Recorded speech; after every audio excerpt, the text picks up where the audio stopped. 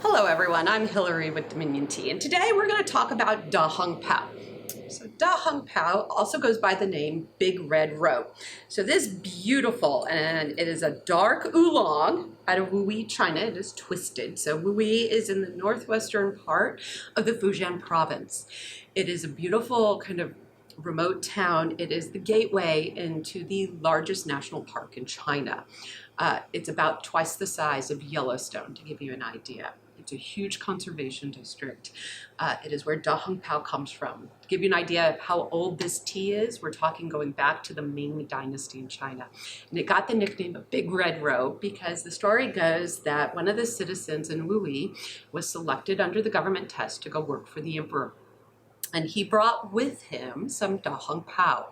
And it turns out the emperor's mother was sick, and he gave the Dahongpao to the emperor's mother, and she became well. And the emperor, being so impressed, sent back robes to protect the tea plant so more could be grown. The mother plants to Dahongpao are still alive, so they are well over 500 years old. They are preserved in this national park, and they are actually guarded. It's kind of funny to think about a guarded tea plant, but they're actually guarded. They grow on the rocky cliffs in this area, and that is a very big deal, both for the color of this tea as well as the flavor. So those rocks impart a mineral flavor that is absolutely characteristic of this tea. Now you're probably wondering, what's mineral?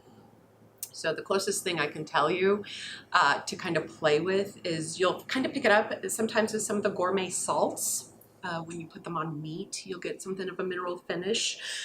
Some people, when they have seaweed, will pick up the mineral content that comes out of the ocean. And so you are absolutely, when you're going to go taste this is a little bit more on the earthier, woodier side, you're going to get a mineral finish. So what does this do? It's going to have a slight mouthfeel similar to your more astringent blacks, even though this is a twisted oolong, right? So you're going to brew this at a lower temperature. Don't brew it at a boil. We're talking 195 degrees Fahrenheit. Now, how do you brew it? So traditionally, you want to go for a gaiwan. Why do you want to go for a gaiwan?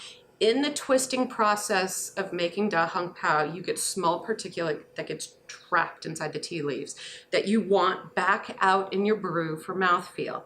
You're not always going to get that from an infuser because the holes in the infuser may be too small to let through the particulate. So the best way to get a full experience of Dahongpao is in a gaiwan. Of course, multiple steepings. For those who are unfamiliar on how to use a gaiwan, we have another video for that. For the purposes here, though, I did 3 multiple steepings. You can see this beautiful red color to come to the full color Dahongpao. By about the full steep, you will get the full effect of the mouthfeel on this tea. So, as you go out and explore your oolongs, don't overlook Dahongpao just because it's darker and just because it's described as mineral. Definitely go enjoy it. It's been around for a really long time. We hope you enjoyed learning more about tea with us. Hit the subscribe button so that you can be notified when we add more videos to our channel. And check out the highlighted videos to learn even more about tea. And last but not least, you can check out all of the teas we talk about in our videos at dominiontea.com.